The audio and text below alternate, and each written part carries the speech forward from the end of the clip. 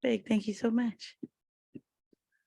All righty. Well, thank you everyone for joining me today. I am very honored to be presenting on my work with my tribe, the Yurok tribe. We are the largest tribe in California, and we're located about 6 hours north of the Bay Area, right along the coast. And then we have our river, the Klamath River. Our reservation is 1 mile on each side, and it starts right at the ocean and goes about 44 miles upriver, 1 mile on each side. So if you've ever been in that part of the world, it's where the redwoods are. And that's where a lot of my work, both as a scholar and as a data activist or data warrior, draws on. So happy to answer any questions about that part of the world, but I wanted to give you a frame of reference. Now, a big thank you to the U.S. Department of Education for holding space for this presentation today. I think that I'm very fortunate that conversations around data sovereignty, Indigenous data sovereignty in particular, are not as rare as they once were, but there's still a lot of work that remains to be done. And a big part of that is just having people who are willing to get that conversation going. So thank you so much. And to those who invited me to speak today, I'm very grateful to you for including me. Now, I don't want to spend too much time about me, but just so you know, kind of what expertise I'm speaking from. As I said, I am a member of the Yurok tribe. I have a PhD in sociology and social policy, and I'm currently an assistant professor of sociology at UC Merced, which is in the Central Valley of California. I have, let's see here. Now, essentially today, my goals are as follows. I want to get a good working understanding of what it is when we say data. What do we really mean? I think sometimes it can be kind of a mushy topic, or at least people don't realize how often they come across data in their day-to-day. So I want to take some time building a kind of a workable understanding of what it is when I say data, or what are data, excuse me, because data is actually plural. That's one of those fun facts that kind of sneaks by. But when you've got a grammar check, it did not catch this one. But what are data? Now, what can data do for us, though, for tribal communities in particular, but also kind of looking more broadly at what data sovereignty means on a both theoretical but very technical level. Now, I'm going to highlight two particular examples. A lot of my work draws on, as I said, work with my tribe, the Yurok, and in particular, the Strong Systems, Stronger Communities. We did a sponsored by the Yurok Wellness Tribal Coalition, Yurok Tribal Wellness Coalition. This is an effort that tried to assess the data infrastructure for the tribe and, its county partners, the key stakeholders in that process. And there's many important takeaways that I want to bring to the table for anyone who might be embarking on similar efforts or may already be kind of on that path and are just wondering, what have others experienced in that same vein. In addition, I want to take some time to profile some work that I do with the missing and murdered Indigenous peoples epidemic, in particular, our work at Yurok with data and modeling center, as we call it. This is kind of a unique idea that we're actually piloting at Yurok, so I wanted to bring it for consideration. Now, if you have questions, we do have, I want to say moderators, but we will have a section at the end for Q&A. And so I always say, if you have a question that's like really theoretical and we kind of want to banter back and forth, let's save those questions for the end. But for questions where it's like, I don't know if I can understand what you say next because I need to know what this meant in order to do so. Please ask those kinds of questions because it's highly likely someone else in the room might have that question as well. Now, transitioning, again, like I said, just to put some key definitions on the board, what are data? Now, essentially, I always think of data as a bit of a reporter of sorts. This is the who, what, when, where, why, and how. These are data would be the answers to any of these questions. And a lot of times when people say data, they most typically picture numbers, right? They think of statistics, they think of pie charts and bar graphs. And while these are all very, very important key points, there are also many different kinds of data. And I think in our communities, we can also think of how qualitative data or stories and kind of the meaning making that goes with so many of the way our world is.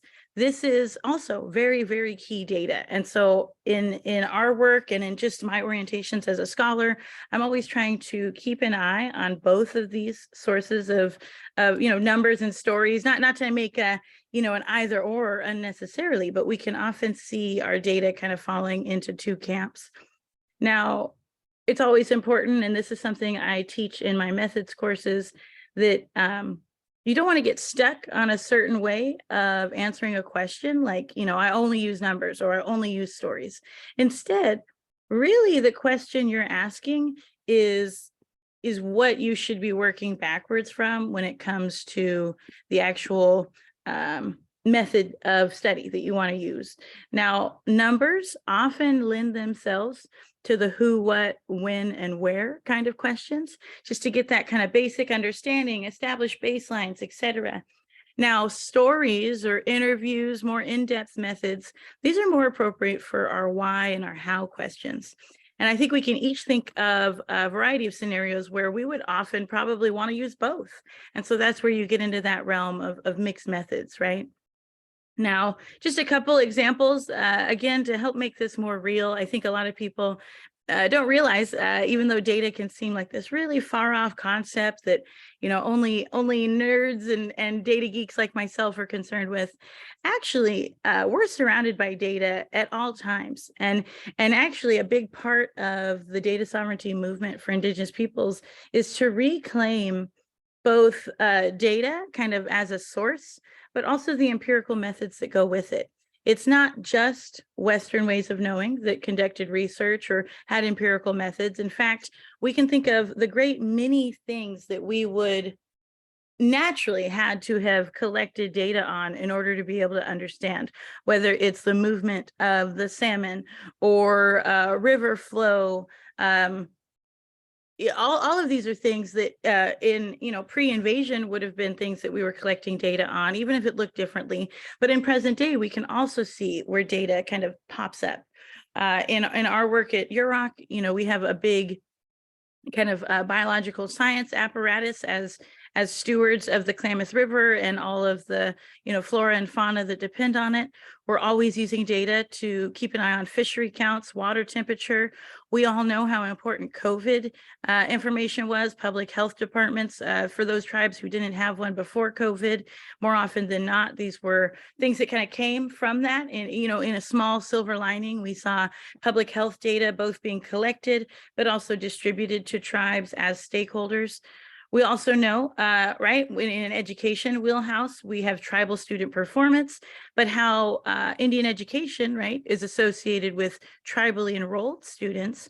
We know that this is a shared and overlapping but distinct population from those who can self-identify as American Indian or Alaska Native on, let's say, a STAR test, which was, always the mandatory testing in California, or right, we a lot of times the data on kind of demographic trends is coming from this self-ID as opposed to down to the unit of the tribe and those who are enrolled.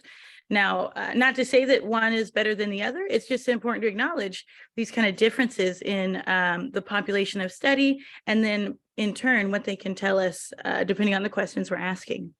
Now, I also work significantly on systems impacted relatives, and whether that is the number of people we're helping with our treatment programs, or also, as I said, with MMIP, for example, why do we see the tribal women be targeted in the ways that we are, whether it's violence, domestic violence, or even more extremely going missing, or homicide being, one of the leading causes for American Indian women. Now, a lot of these are very similar to, I think, metrics that we have come across in our own work, either through performance evaluation, outcomes, even data you'd want to include in a grant proposal. We also need to consider the data that's important to us and that we may very well be the only ones who want to collect the data on, but nonetheless, that's an important consideration. And for example, whether that's ceremony, community, or culture, how might these foster resilience? That might be a question that lends itself to in-depth interviews or observation, the hows and the whys, as opposed to the numbers and the rates that we see listed otherwise. Now, I don't want to belabor this point, but I also think that in many ways, cultivating buy-in is key to our ability to really get people to collect the data we need. Because no matter how important the data is or kind of where it's going as an outcome, without that day-to-day commitment by those who are kind of boots on the ground, so to speak, to collect the data, to cultivate the data, even after a long day, to be doing field notes, et cetera, et cetera. Part of that is making data tangible and to realize, like, as I said, data has always existed in our communities, and we need to both reclaim that data component, but also appreciate that we're going to be looking and seeking data that is varied, and this could be, pick a part where it's going to differ. But if we look at the data from a historical or a present day perspective, or over time, longitudinally speaking, these are all different but connected forms of data that we should kind of be bringing to our own work. Historical data might not always be relevant, but we can also think of ways why or where a point in time could be super helpful, but following individuals over time could be more noteworthy.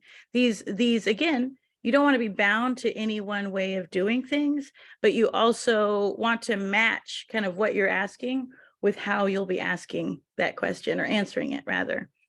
Now, in my opinion, the best kind of secret sauce, so to speak, of these data efforts more generally is how to combine our cultural values and expectations with empirical skill. Now, it doesn't have to be one or the other, but I think far too often there is almost a, even if we can't find the data we're looking for, there's never a reason to kind of lower the bar or lower expectations of what we want the data to be someday. And towards those ends, I always, I think there's the age-old wisdom, what is it, under promise and over deliver. But with data, that's really important, because we know that even the most advanced method, we're going to have to adapt it to reflect our unique cultural insights, the things that matter to our community, the questions of interest that we want to answer, even as, we're meeting our performance evaluation or our grant deliverables. Now, this is because ultimately, in order to get more support and more autonomy, right, resources that allow us to enact both of these things, we need to be able to capture how our medicine works and why it works, whether this is the role of ceremony in healing, whether it is individual trauma, historical trauma, intergenerational trauma, all of the above, or how our dances can almost be protective and restorative in the ongoing missing and murdered epidemic. That's one thing we are increasingly trying to bring light to. How do our ceremonial kind of ceremonial practices, how are these things that could, in a way, be keeping us safe from those who would wish us harm? How do we capture that so that we can get the resources we need to only provide and kind of ratchet up those efforts? Now, ultimately, this is because tribal data sovereignty is an integral part to village vitality. If we are, as a Yurok, we think of things at the level of the village. Even though we came together to celebrate our ceremonies, we spoke the same language, we we have these kind of communal orientations across the river and across the villages.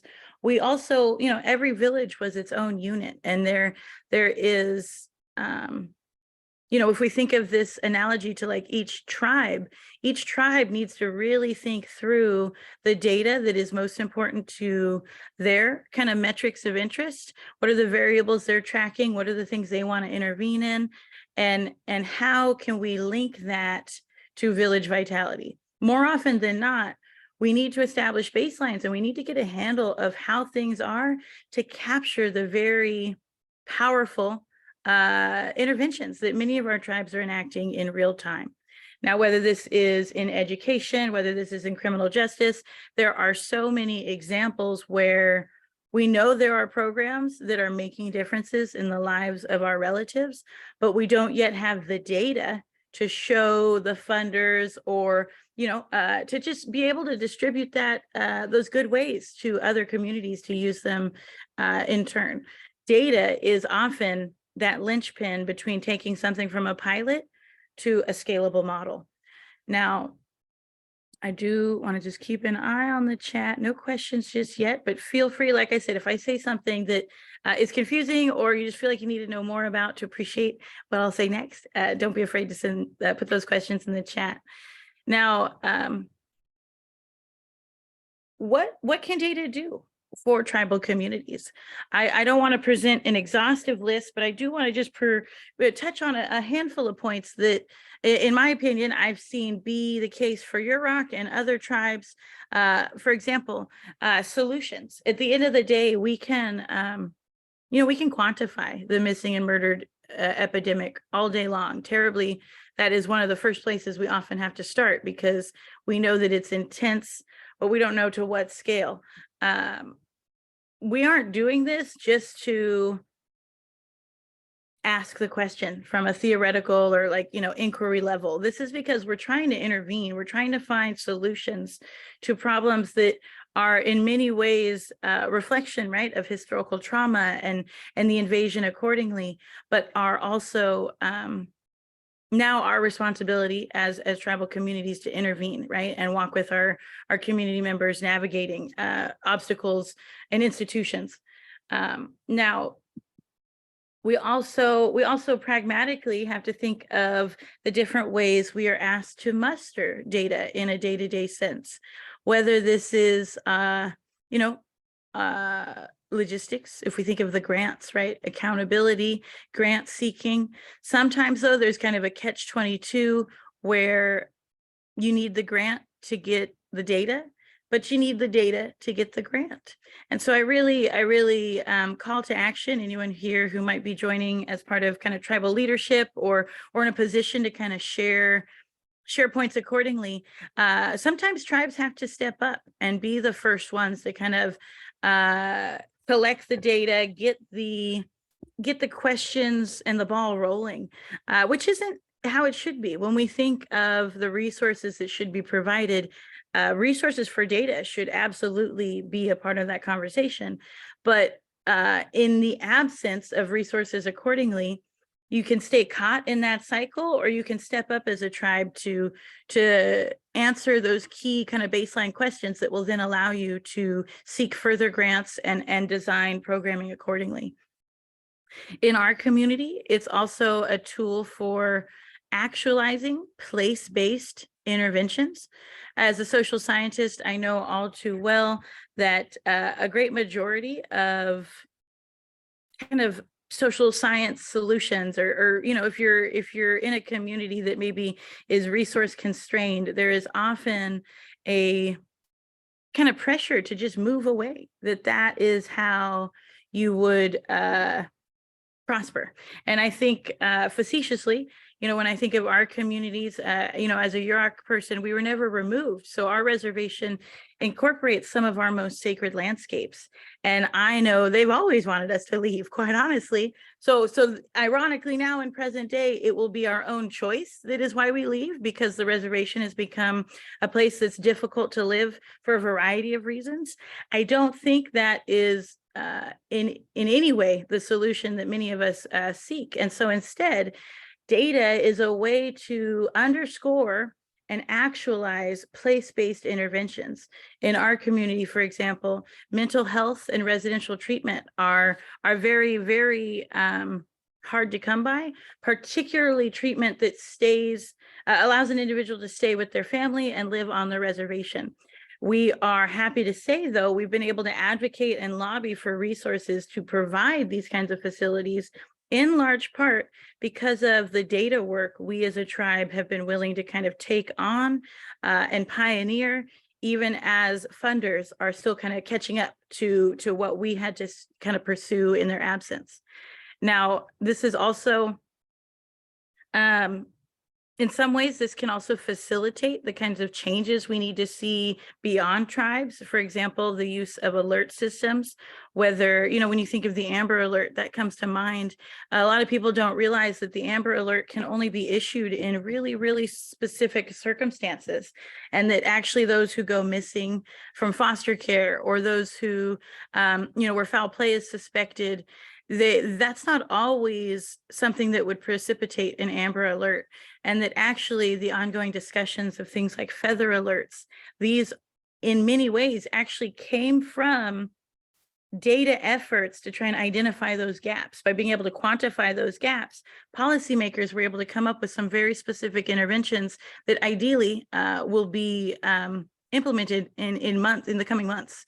Now, these are smaller points, but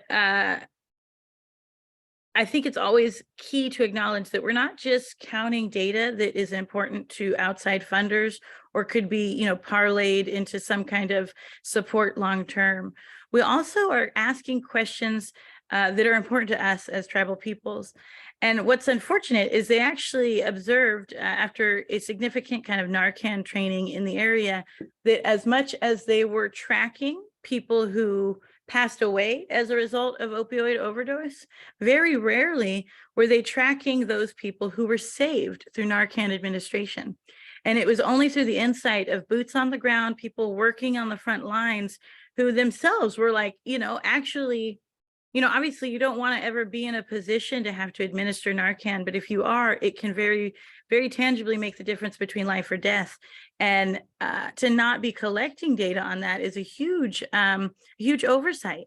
And without practitioners being able to point that out, and also tribal voices saying that that's a data point of interest to us, those data would not be kept currently. Thankfully, we can say they are, because both of those things were true. We had people who were in a position to kind of connect those dots. And I think many of you might find yourselves in those same rooms where actually what is being sought is already collected. Now the conversation needs to be about, you know, how to streamline it, how to centralize it, how to actualize that data, rather than actually, you know, dream the data into existence, for example. Very, you know, somewhat smaller points, but no less important. We also know that whether it's certifications, accreditations, data and performance evaluation, these things go hand in hand. And we need more resources for, as I said at the beginning, I identify as a data warrior. I'm not the first person by any means to use this term, but there's a really long history of data being used for our exploitation.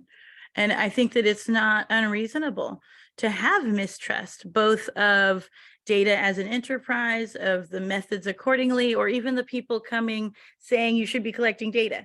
You know, it's good to be mistrustful, because we know, historically speaking, unfortunately, research has been a tool of the oppressor more often than not.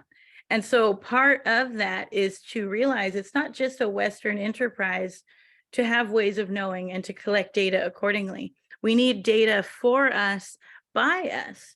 We need, you know, for me, a Yurok woman, having this skill set. We need tribes to be encouraging and finding ways to foster these kinds of workshops, for example, so that people who might have a cursory interest in data, but really want to actualize that and ratchet the levels up. I think scalable models is always where a lot of us find trouble shifting. We have amazing pilots. We're always the front line of innovation, but when it comes to longevity or being able to share these very powerful interventions, data again is that missing part that's both going to capture the very important work already being done, but also make it available and accessible to those who may want to implement similar efforts in their own home areas.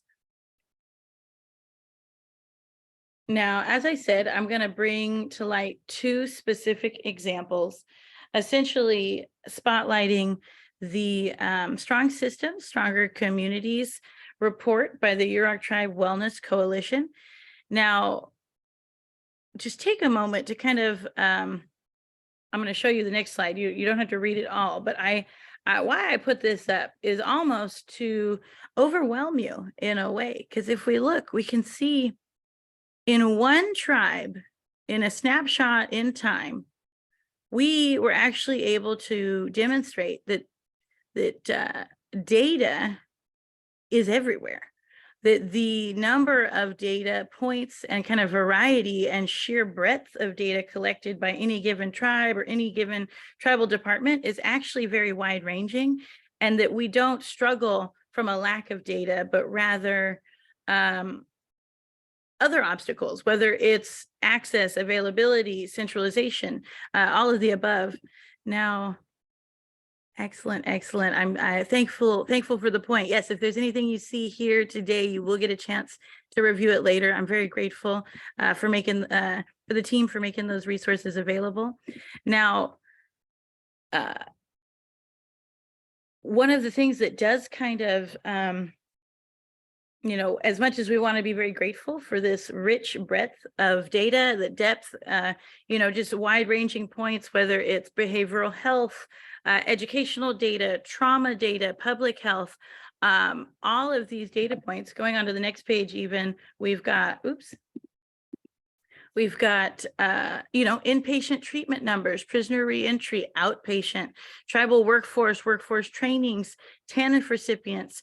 These if we think logistically through these data, in many ways, they would probably live in drastically different places, even in the span of one tribe.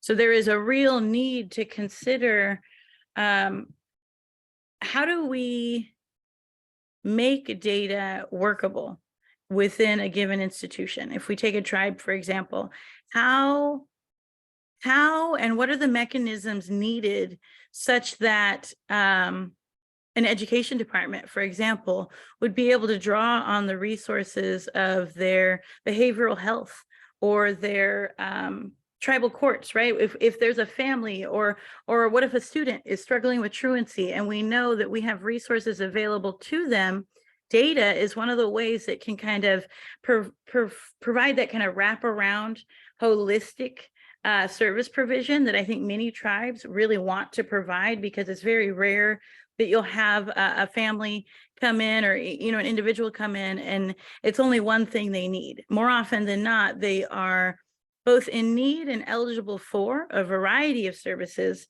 that could very well be the wheelhouse of several different tribal departments. And so tribes are kind of in a position to have to design these mechanisms themselves, because it's very rare to find a database or a portal that can kind of collate all of these different data in one place. And so I actually, in our tribe, we are recommending a centralization or a hub model, which I will go into further detail on the next slide. But I wanted to touch on this point here from a public health director. Essentially, just the real difficulty, right? I haven't seen a lot of data specifically for tribal members. The data they typically look at is for public health, whether it's outcomes or health risks, and how Native American or the American Indian, Alaska Native distinction, these are all kind of as specific as data will get. Even though we know that is based on self-identification and it's not down to the level of any one tribe.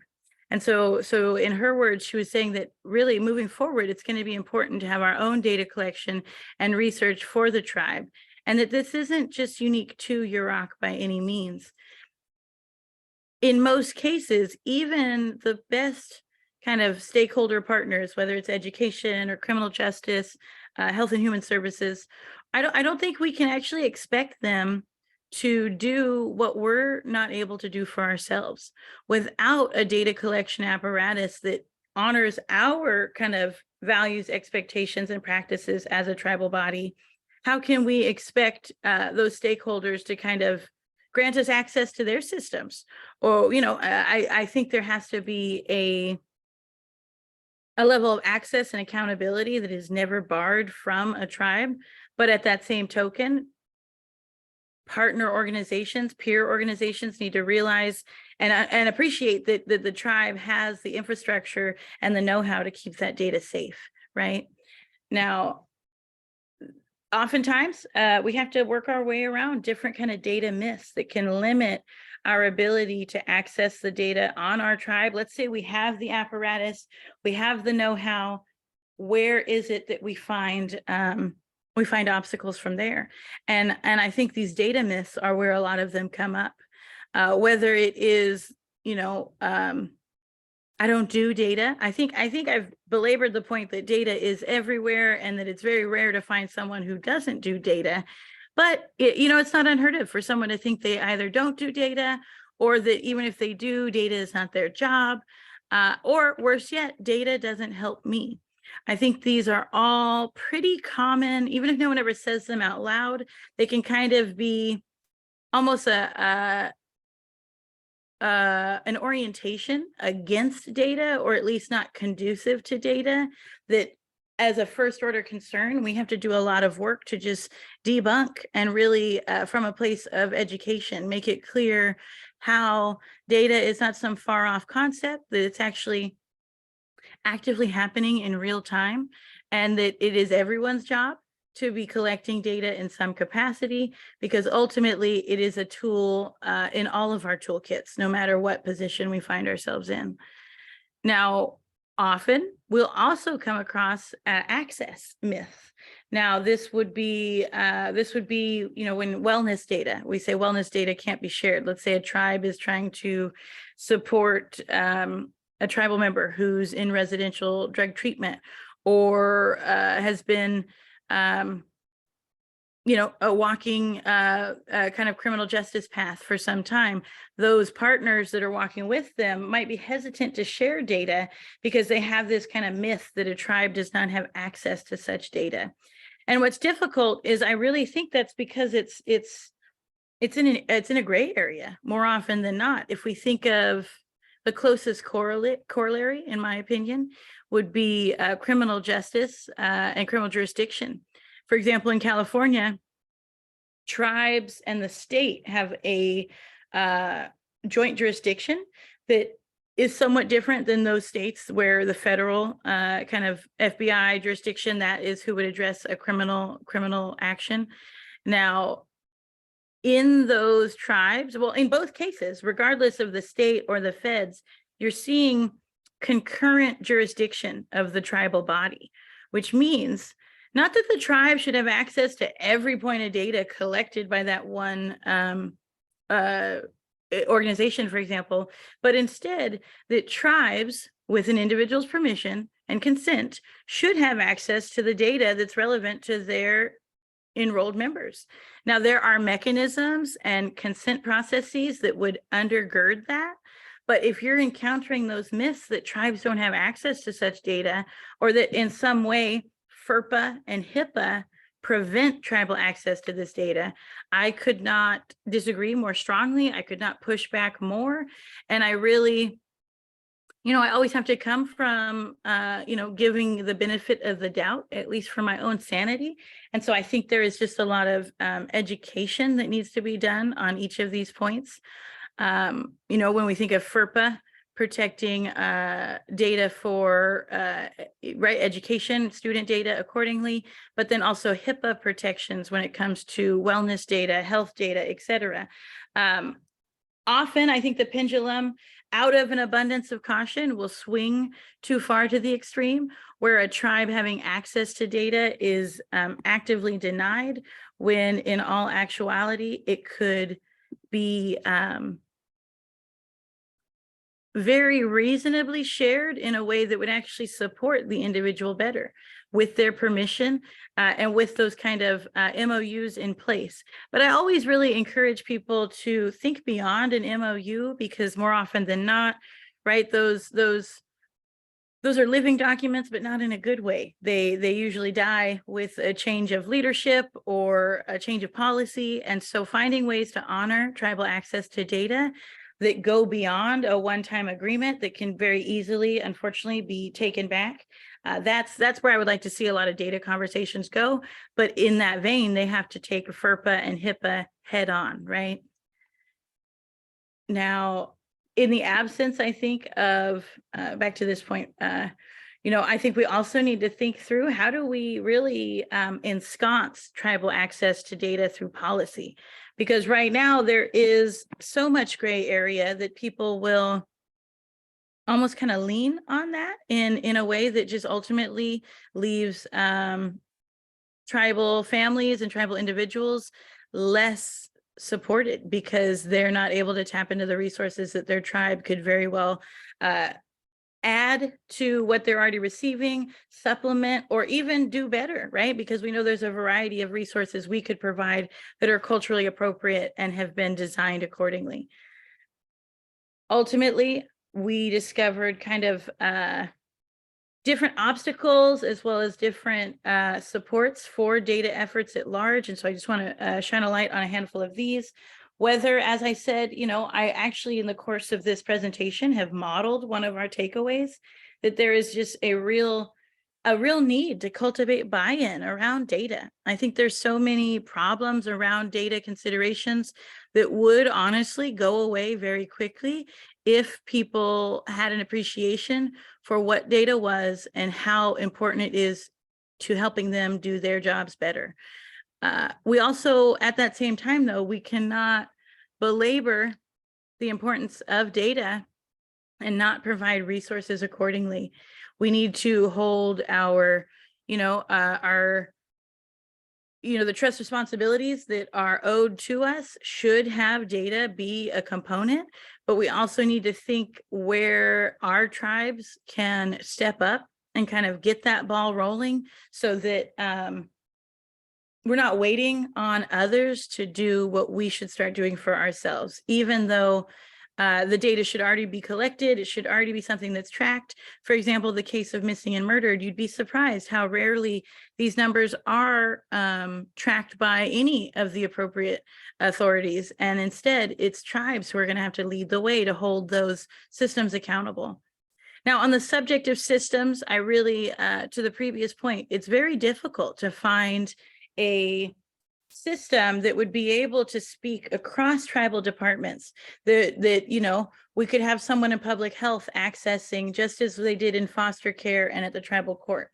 But I don't think that means it can't exist one day. There's many just at UROC, there's a couple examples of the Right Track system, of the TASK system, kind of internal systems that often come from grant efforts to kind of pilot or implement a database, for example, or a portal for case management. But at the end of the day, very few of these are designed with tribes in mind. And so in the case of our public health department, they're still in the days of an Excel spreadsheet. And I think that sometimes people think that if they're having to put it into Excel, it doesn't count. And I couldn't push back on that more, because all good data starts with just a spreadsheet. And actually being able to get your hands into the data and have appropriate data hygiene, to have the infrastructures in place, that's the only way we're going to get the data that we need ultimately. You can't go back in time and collect data. You can only start your baseline now. And then you can start your longitudinal inquiries now. Otherwise, you're going to be bound to looking at points in time without any frame of reference, contemporary or historical, what have you. So finding those systems that work for the questions and variables of interest, but also trying to think outside of the box and realize where can we innovate? Because I think this is going to be kind of the bottleneck of tribal data sovereignty, is that we are out here just being so innovative, coming up with so many different ways to do things, answer our questions and theirs respectively. But we're kind of outgrowing many of the tools and the data portals that exist at present. And so really finding ways to innovate alongside kind of technological innovation, I think, is where we need to go next. But at the very least, we can also adopt models at the tribal level that will make sure data is accessible and actualized irrespective of the kind of systems in place. Now, again, continuing in this line of recommendations, we also really recommend that we're including what we call a tribal plus data category, which is, it's in addition to the kind of self-ID data that we know is collected by many organizations at present, whether that's the Native American designation or American Indian Alaska Native. These are very important, but tribes also need to know what's going on with the very people enrolled in their specific tribe. Going further, for example, in the case of criminal justice and prisoner reentry, we also track spouses of tribal people in a village kind of mindset.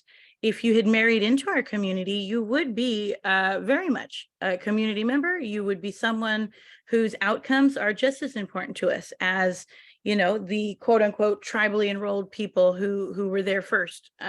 You've married in, your outcomes are important too. You can see where this would matter.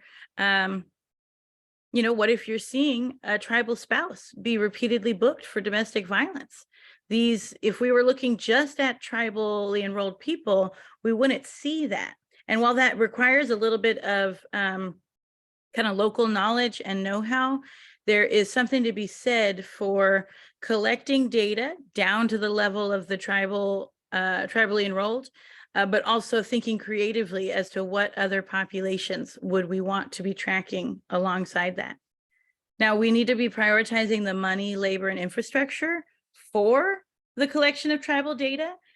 We should be incorporating it into our grant budgets. If it's not already something that a grant specifies is part of its deliverables, you should be offering it and advocating for resources accordingly. You also, if I could offer what we call a hub model, where essentially tribes design a department that would centralize data collection, intake, and service provision, where almost, and this is, you know, we're still piloting it even at UROC, but trying to think of how each department could have someone specifically dedicated to data. Not that they're the only ones in a department that does data, because we know everyone does data and it helps all of us, but that one person would be responsible for the data hygiene, the data practices and upkeep, accountability of that department. And they in turn would be part of a meta department or a hub that collaborates and makes sure data is shared across departments as it makes sense to do so, right? Keeping confidentiality in place, but also making sure that we can actualize those holistic wraparound services that are going to best meet the needs of our tribal members, who are more often than not in a position to need support from more than just one department. But without that way to speak and kind of mechanisms of communication, you know, how does Health and Human Services know that there's a family seeking educational services that could benefit from their offerings as well? This is one of the ways you can do so. Ultimately, too, we need to honor tribal access to data, tribal data for tribal people. We need to be bringing our insights to bear, because ultimately we're going to still be stuck in the deficit kind of mindset that has unfortunately dictated a lot of kind of research on tribal peoples or just data extraction more generally. We are unfortunately often tracking our deaths when we should be tracking our lives. I think I read in a book once a question posed by an elder who said it best. You know, they'd heard just stats upon stats of the negative outcomes impacting our community. And they essentially said something to the effect of, you've told us why we're dying. Can you tell me why we're living? And I think that that is like a whole flip of kind of a mindset, but almost on the level of paradigm. When you start asking different questions, that's going to dictate the data you're collecting. And ultimately, we need to be bringing that strengths-based focus to find the strengths therein and to be able to collect data that resonates with what we know to be true, and also data that can accurately interpret, you know, the very real outcomes that are happening in real time in so many of our communities, both positive and negative. Now, as an example, I do offer the UROC Data Repository and Modeling Center. This is an example of a hub model. At this point, it's not tribe-wide because we're still, you know, the Yurok tribe, as I said, it's the largest tribe in the state. It's also the poorest tribe in the state. So we are ourselves piecing this together as we go. But at the tribal court in particular, we have several lines of inquiry ranging from tribal justice and prisoner reentry to opioids, wellness, as well as increasingly our veterans court efforts, MMIP, and foster care. These are all both active programming in real time that are also informing active research efforts. And so what's important to us about the Data Repository and Modeling Center, and what is that Modeling Center part, you might ask? Essentially, you know, as a social scientist, I'm a professor, I want to get tenure someday, but I can't tell you how galling it is. And I always use this analogy. I love analogies. I've got a few.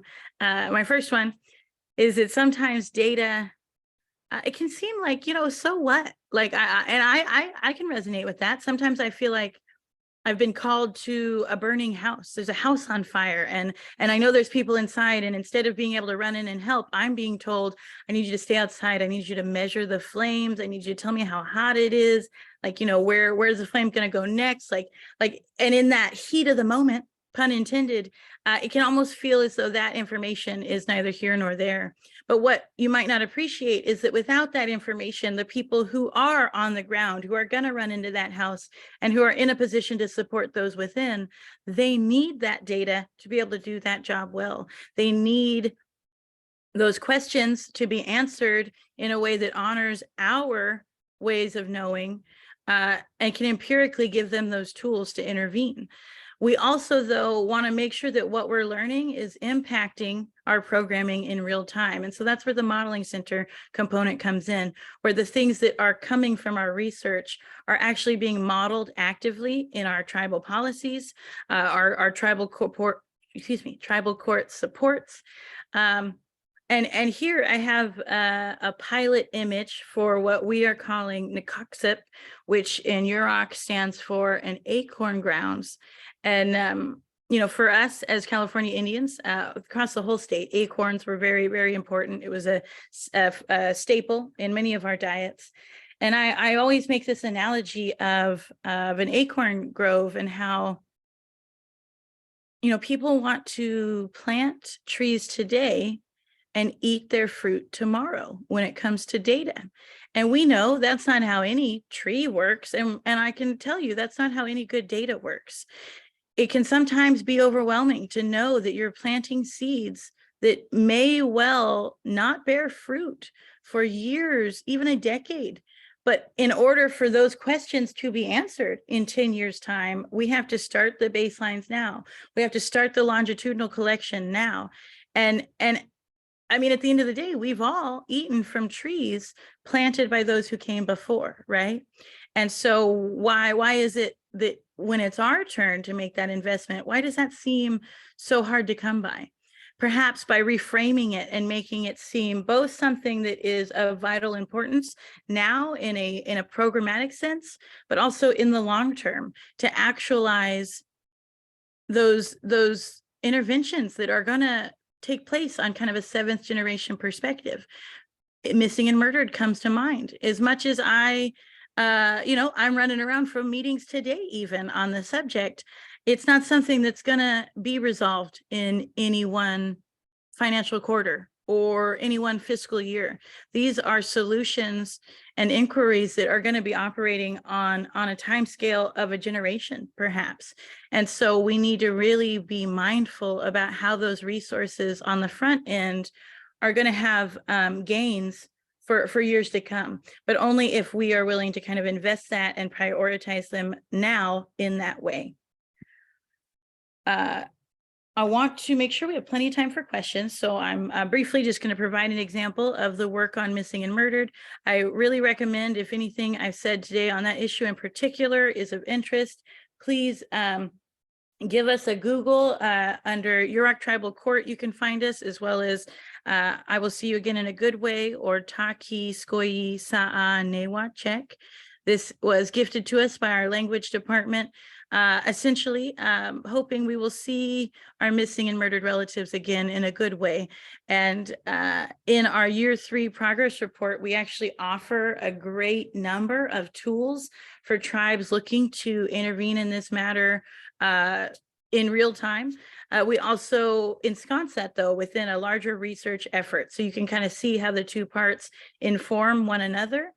But if you look here, I wanted to kind of give you a sense of how do these data efforts, how are they actualized in real time? Now, we actually started this project during the pandemic. And so it was late 2019 where we got confirmation of the funding.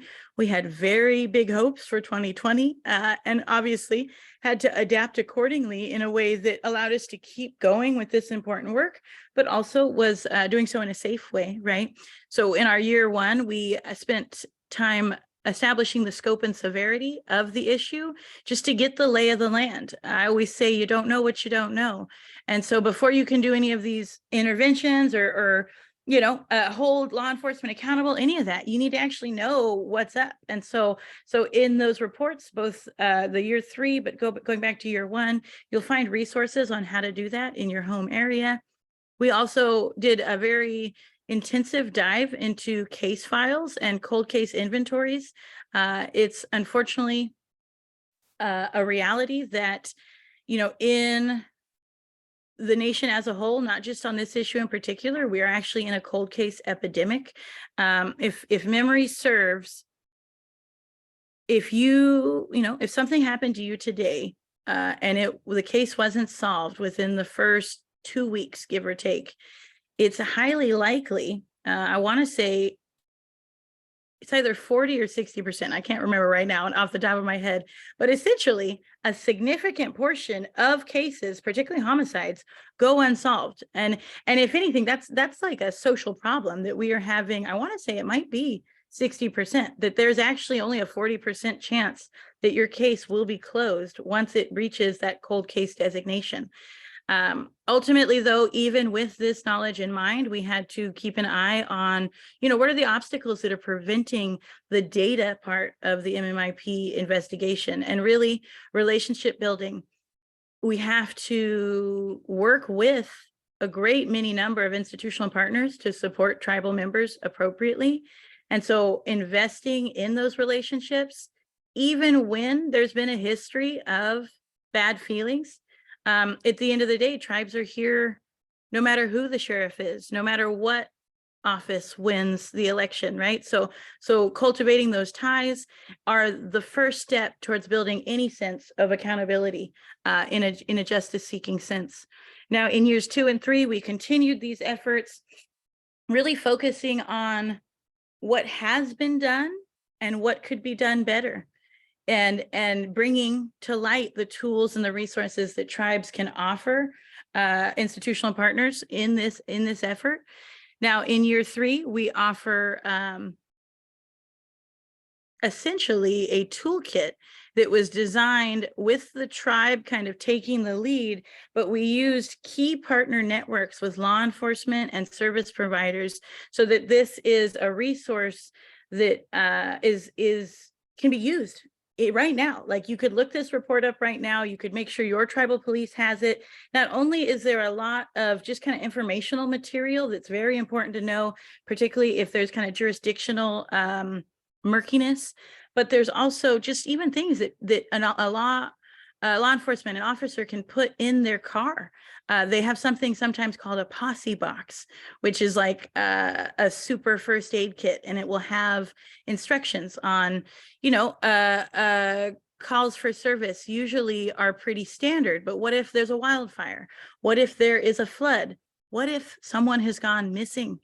These are all examples of scenarios that actually have their own protocol that need to be initiated for, the best case scenario. The average bear deputy might not be knowledgeable without having access to these kinds of resources. And so we offer that in the year 3, but all of this is a very tangible example of how something can start with an Excel spreadsheet, and before you know it, be actually intervening in your community and hopefully, making it so our family members are safer. And when they do experience violence or foul play, we have a better chance of bringing them home safely, or seeking justice in the event that we aren't able to do the former. Now, ultimately, my concluding remarks, I hope that you kind of walk away with a real appreciation for how data is ultimately everyone's responsibility. It can sometimes be put kind of off to the side or in an Excel spreadsheet, a file cabinet somewhere. That's not how data doesn't live like that. That's not good data. That starts becoming an archive before you know it. And so finding ways to really think through how in your particular day-to-day, where's data coming up and where can you help steward it accordingly? I think ultimately, no matter what you fill in the blank, data is the next step for tribal insert whatever.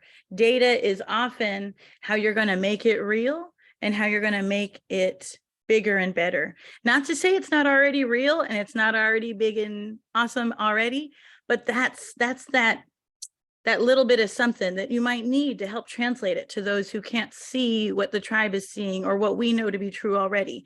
Data is that kind of linchpin, so to speak. Ultimately, it also comes from collaboration, commitment, and culture. These are all things that should be front stage when it comes to designing tribal data sovereignty efforts. Now, Waklau, if I can thank you in Yurok, I want to open up for questions. I'm going to go ahead and leave this screen up, but if anyone has any questions about any particular slides, I'm happy to flip through. Thank you so much. I'm excited for the Q&A.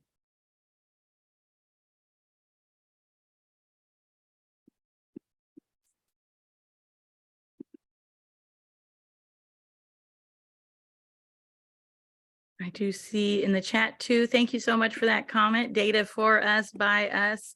I will say I applied it to data, but if I'm not mistaken, it is a reference to FUBU from the 90s.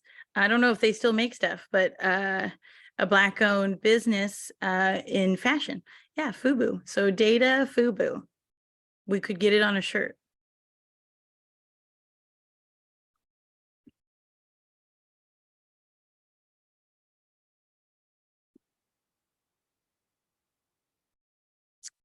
Okay. Let's see here. So I've got a question. How would we start tribal data collection at the school level? Now, I think this really, really touches on the point to FERPA. And I know actually my very first, once upon a time, even before grad school, I was working for, they called it a P16 council. And so we followed tribal student performance from pre-K all the way through college graduation. So that was like the 16th year, so P16. And I think Indian education is a huge resource. We know, you kind of have to have data collected in order for an Indian education program to exist. And so it makes sense that they will kind of take the lead. But I also, they can't access data in a vacuum. They need They need school and educational partners in that effort. And so oh, they do. I say someone's got a point. FUBU still makes clothes. Excellent. Good to know. But at the school level, and this goes back to the different kinds of data and populations that exist. I think it's important to make sure you're collaborating with local tribes as it makes sense. If they have students at that school, tribes should be a part of that conversation. But we, at the very least, know that we're tracking student data at least by race and ethnicity. So we have self-identification into that kind of American Indian, Alaska Native category.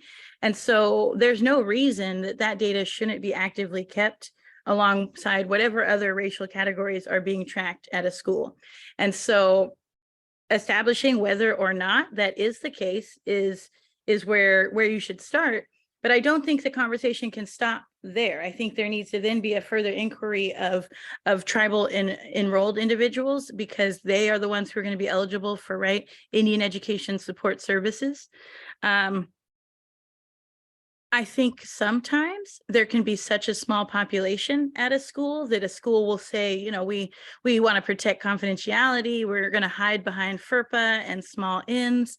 And I think you can get around that in our area by having a consortium of tribes that are starting this same inquiry and asking those same questions of their local schools or school districts.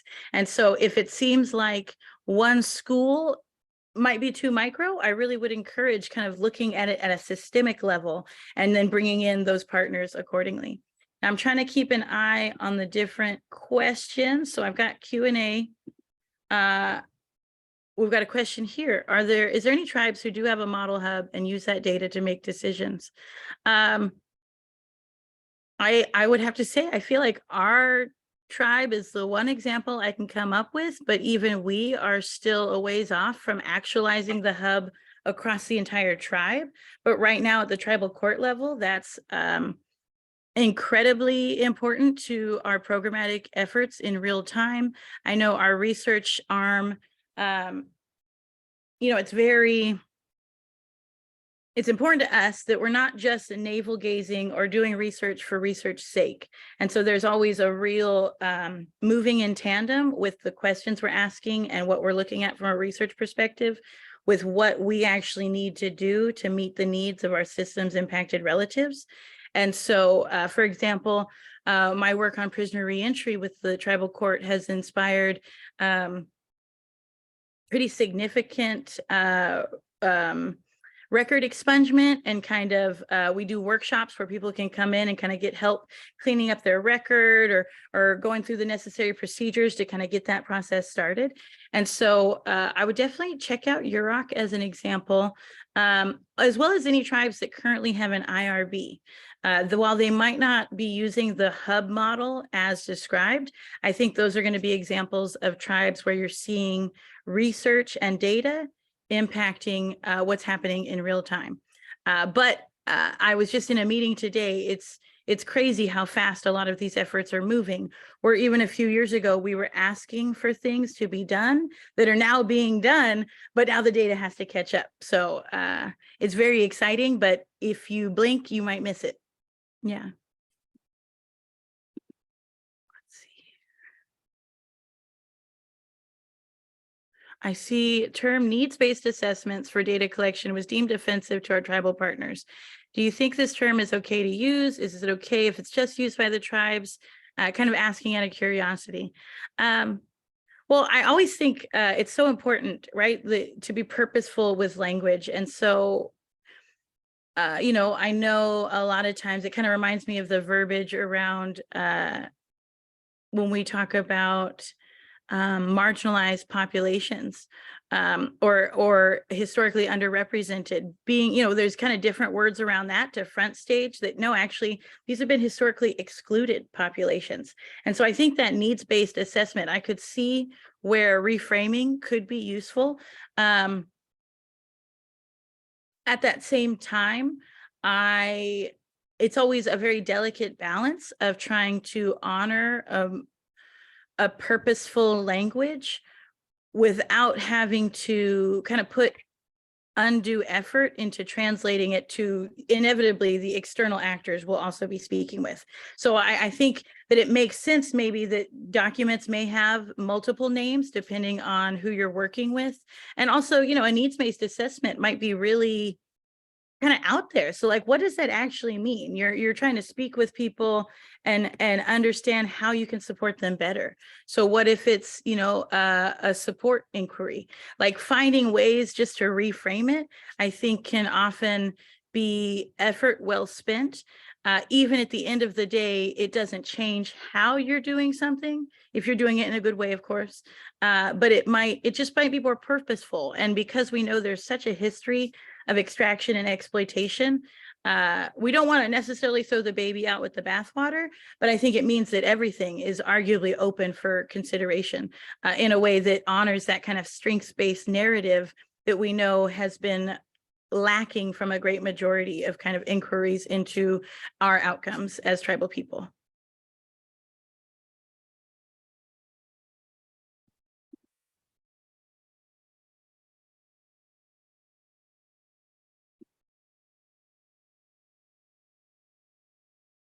So, yeah. Yes, community data gathering. I think that's such a huge, I mean, bringing the community into it so that it doesn't feel like you're an object of study. No one likes to feel like they're under a microscope. Even if we're collecting data, it can be done in a good way. And oddly enough, just being in these rooms and being someone who might prickle at a certain word, like that in and of itself is a contribution, because I can assure you for a great majority of that room's history, no one has batted an eye at that. And maybe that is not okay. Maybe that's informed the takeaways and how we're asking our questions. So I would never shy away from rethinking any of these tools, because you know, the expression, the master's tools will never dismantle the master's house. You never want to be taking colonial tools and just painting them or putting basket designs on them and saying there's something different. Sometimes that tool can be salvageable. Other times you have to completely design it from the bottom up. And that's, I think, where that community innovation can often be super powerful. A very small example of kind of how communities can and what they kind of bring to this work. I'm going to go ahead and stop my screen share. So we're talking now. There was a school that I worked for. Unfortunately, they have since closed, but they were a tribal charter school that worked to design their standards in a way that also that captured not only kind of the standards coming down from the state, but also were meeting what the tribe and the community wanted their students to know about their community and kind of stewardship responsibilities therein, ceremony, etc. And so through many meetings with community members, kind of open call, anyone who would come, they designed an entire book of standards that drew from the California kind of Common Core, but then interfaced them with kind of accountability, assessments, and tasks that were coming from a community kind of tribally based perspective. So for example, if a student had to do, you know, a paper that exhibited, you know, comprehension and historical analysis, this, that, and the other, they could also do a paper that met their cultural standards of, you know, learning about redwoods and the different things we use them, whether it was canoes, homes, etc. That is a very specific example, and it was time intensive, it was resource intensive, but it arguably came up with a set of standards that were remarkable and one of a kind, and that allowed the school to not only meet the kind of external expectations of the state, but also do so in a good way that was honoring the community's expectations of kind of the school educating its youth there on the reservation. Mm-hmm. We've got the chat and Q&A. I know we just have a couple minutes left. I really, if there's any other questions, so please, I welcome them all. Yes. Also, just want to conclude too. Big thank you to Casey for her help with all the preparation for this. I think, as I said, we don't get a lot of chances to talk about this, and so I never take one for granted. We've got a question here. Do I provide workshops for graduate students for designing proposals or models of how to infuse cultural knowledge and language? I don't currently. I would definitely recommend any of our reports from the UROC MMIP. Although it's a specific example on a very sensitive topic, there is a lot of kind of discussions just of how we came to design those models. Also, the tools therein could very easily be repurposed to look at other, whether it's kind of gender-based outcomes, criminal justice. But I will say, stay tuned, because inevitably, that's something I very much want to do, is to have workshops that wouldn't only be geared towards graduate students, but would actually be for tribal practitioners. I think there's a real need for kind of a, I don't want to say like a traveling circus, if you will, but kind of somewhere where people can get this training and be able to actualize it in their day-to-day. And, maybe save the intense theory and all that for a different kind of workshop, but find ways to make this tangible to people who are working with data in real time and might not even know that, or know it and just really want to know where to start really actualizing it.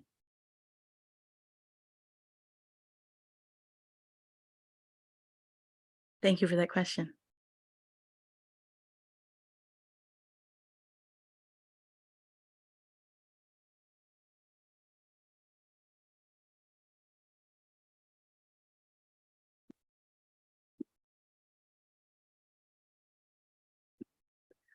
I see here, I am absolutely open to further discussion. Please, you can find me at my UC Merced page, Blythe George. Give it a Google, and please let me know how we've connected, and I would absolutely welcome further discussion. Excellent. Thank you all. Thank you too. Like I said, it's very humbling to be invited to present. So I'm very grateful. And yes, if since you will have access to the PowerPoint after, if you end up having any questions, definitely reach out accordingly.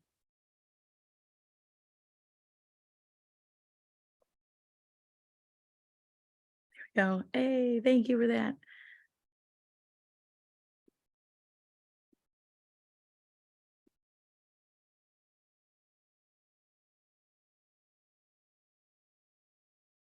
I know we're getting to time, so I give a little wave anyone who's popping off, but thank you all. Thank you all for coming. Well, and thank you, Dr. George, so much for spending time with us this afternoon. We really appreciate you participating with our project directors meeting and sharing this great information. Just a reminder to those who joined your session that your PowerPoint is up on the platform. They can download that and have access to all of your information in the slides. I put your contact page in the chat, but that's also in your slides if they're looking to connect with you after. And then for all of you, as far as what's up next. So next we have our networking opening. So you can head to the lounge, click on matchmaking and find a friend. And that's how we'll be wrapping day 2. And then we'll see you all back tomorrow for day 3, our final day of the meeting, with another exciting keynote at 1 Eastern. And then also just a little reminder to please make sure to rate your sessions. You can do that in the agenda page of the platform. And it's a super simple, like Rotten Tomatoes type style 5-star rating, super easy to use.